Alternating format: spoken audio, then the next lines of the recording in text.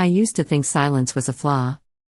That if you weren't loud, if you didn't fight to be seen, you'd vanish, like a photograph left too long in the sun. But over time, I learned something they never taught me: silence isn't absence. It's patience sharpening its blade. My name is Sarah Sinclair, and my family thrived on noise. The kind that fills a room but says nothing. My father, James Sinclair, was a man built of concrete and confidence. Every conversation was a board meeting. Every question, an interview. My mother, Mary Ann, floated around him like soft wallpaper, beautiful, elegant, and utterly devoted to the empire of his ego. And then there was my brother, Ethan. Golden boy. Favorite child. He inherited father's laugh and mother's attention. I inherited the space left over. At dinners, they'd talk about Ethan's next big step, his architecture degree, his internships, his future as the next Sinclair visionary. When I spoke, their eyes drifted elsewhere. When I achieved, their praise was polite but hollow. "Good job, Sarah," father would say, without looking up from his phone. That phrase became my anthem of invisibility. When I graduated, I joined Sinclair Dynamics, because what else was I supposed to do? Family loyalty was an expectation, not a choice. Father made a point of saying, "You'll start at the bottom like everyone else." But I noticed Ethan didn't. He was given his own small design team within months. I was given a desk outside the boardroom, close enough to take notes, far enough to be forgotten. The office was sleek: glass walls, black marble floors, chrome staircases that glittered like ambition. Every step echoed a reminder: you're replaceable, unless you shine. But shining there meant outshouting the others, and I wasn't built that way. So I listened instead. I learned the politics of the room: who spoke with weight, who spoke with fear, who pretended to listen but never did. And at night, when the lights dimmed and the cleaners began their quiet ballet, I stayed behind and sketched. Buildings that breathed. Designs that weren't about status, but sanctuary. Spaces that told the truth: warm light, sustainable structure, human scale. It was private, like a confession no one else could hear. My sketches weren't meant to impress anyone.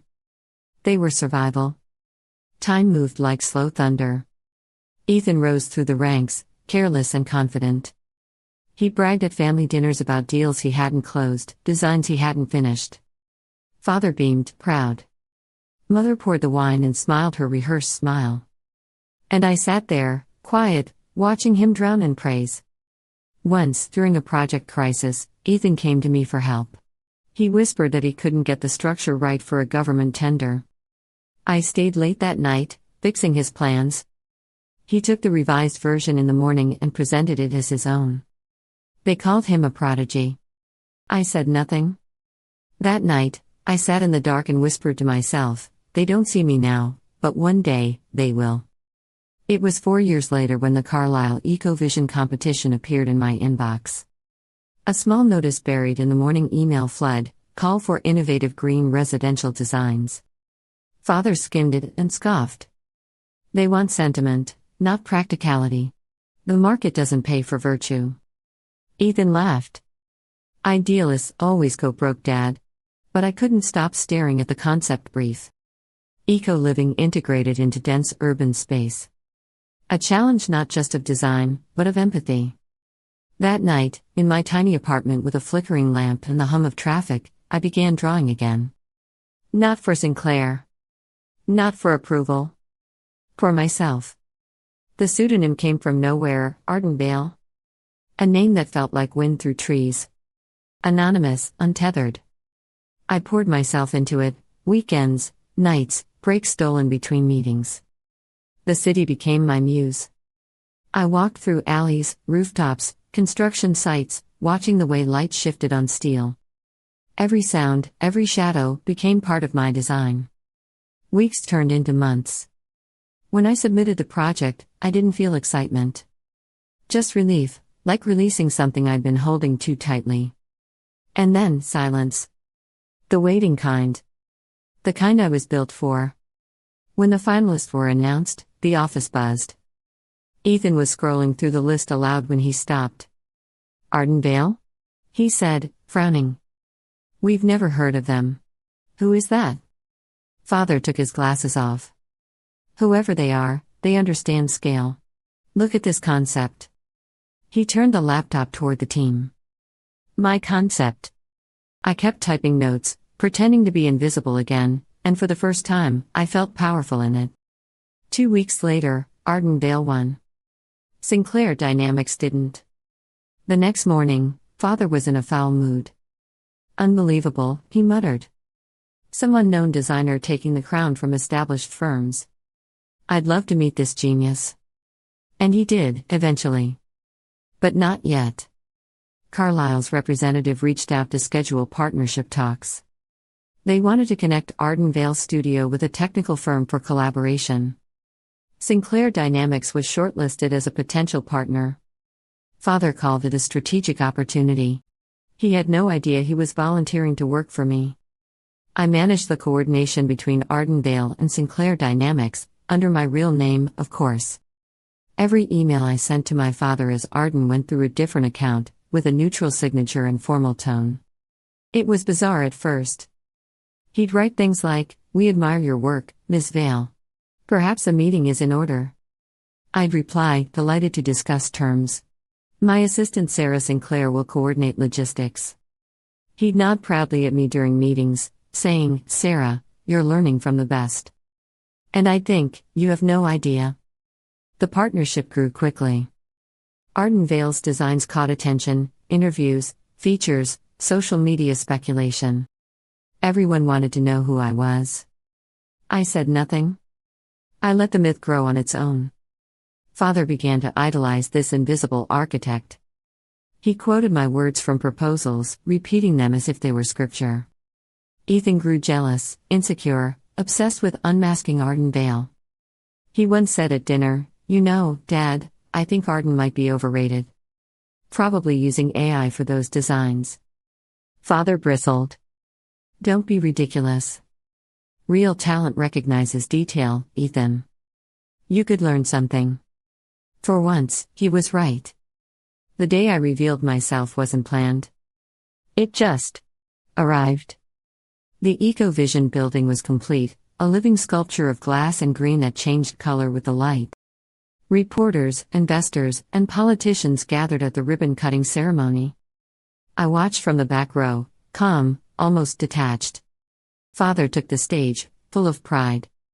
"Ardenvale's innovation has reshaped what's possible," he said. "We're honored to have partnered with such brilliance." Then the developer, smiling mischievously, stepped up to the microphone. "And now, please welcome the architect herself, Ardenvale." The crowd stirred.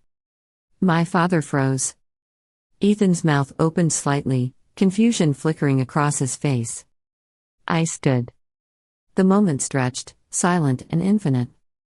Every slight, every dismissal, every invisible year condensed into that single walk to the stage. I heard the faint click of cameras, the rustle of shifting bodies. When I reached the microphone, I looked out over the crowd, my colleagues, my family, my ghosts. And said softly, "I'm honored to be here. For years, I've been part of this firm, quietly learning what not to become." And it's from that silence that Ardenvale was born.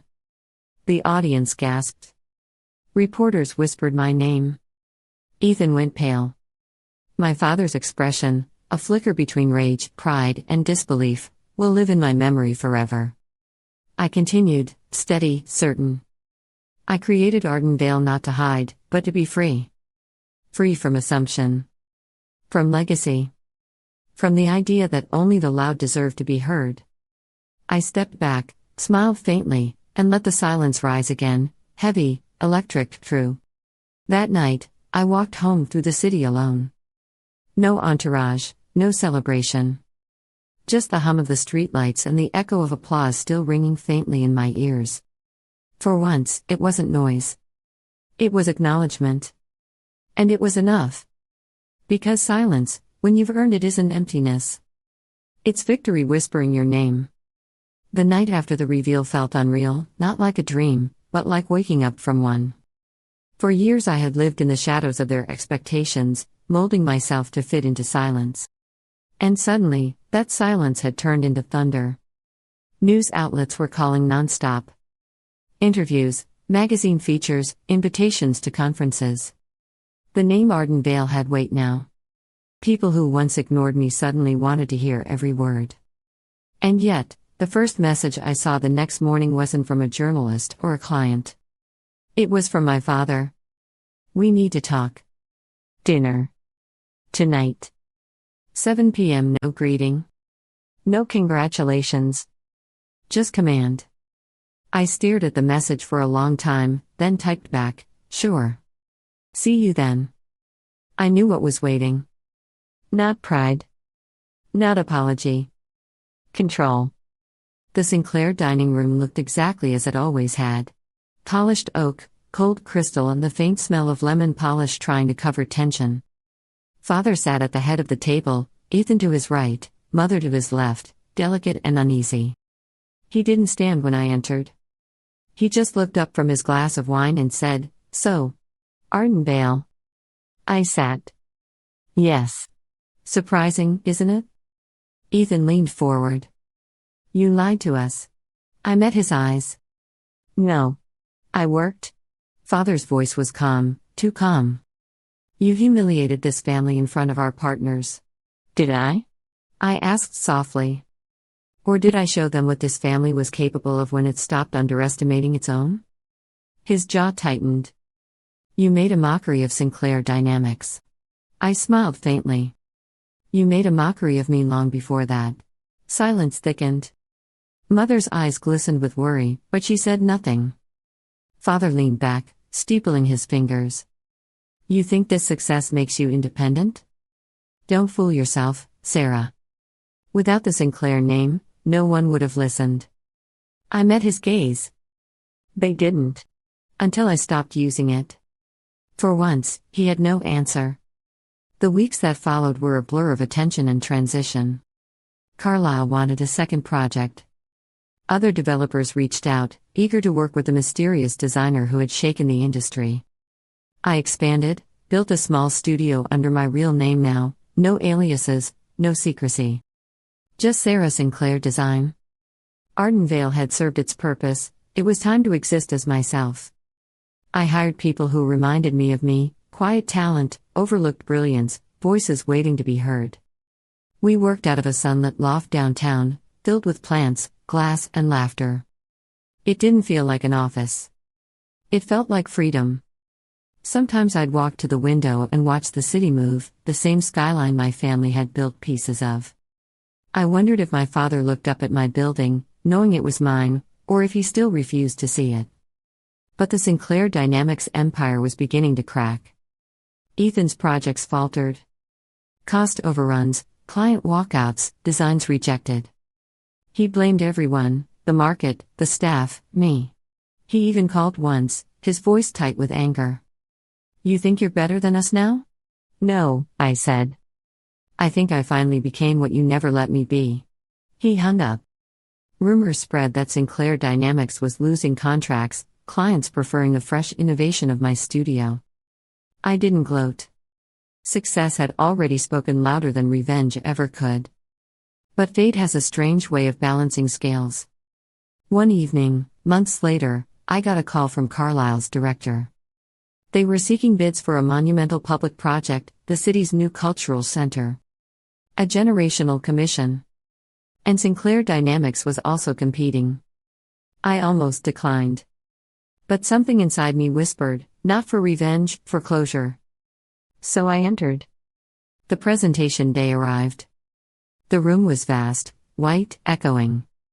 A row of judges, reporters, and investors lined the front. My father and Ethan were there too, suited and polished, their smiles taut. I took my place, calm and centered. When it was my turn, I spoke not of numbers, but of meaning. Architecture is story, design is emotion. A city's heart reflected in its walls. As I spoke, I saw my mother in the back row, her eyes soft and proud. She didn't look at my father. She looked at me. When I finished, the room was quiet. Not the awkward kind. The reverent kind. I knew then, even before the results, that I had already won something larger. Still, When the official announcement came weeks later, Sarah Sinclair Design wins the Cultural Center project. I felt a calm I can't describe.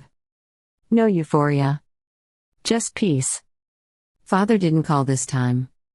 But I knew he knew.